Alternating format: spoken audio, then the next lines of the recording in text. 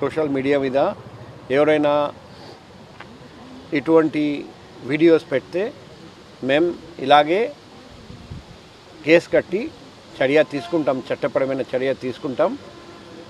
పబ్లిక్కి కూడా రిక్వెస్ట్ చేస్తున్నాం, మీ నాలెడ్జ్లో ఇటువంటి వీడియోస్ ఉంటే online betting app, cricket betting app promote చేస్తున్న ఎవరైనా వీడియోస్ పోస్ట్ చేస్తే మా దృష్టికి తీసుకురండి. ఎందుకంటే వీళ్ళు ఇన్ఫ్లుయెన్సర్స్, వాళ్ళు సమాజంలో మంచి పని చేయడానికి ప్రయత్నం చేయాలి, కానీ సమాజంలో ఇటువంటి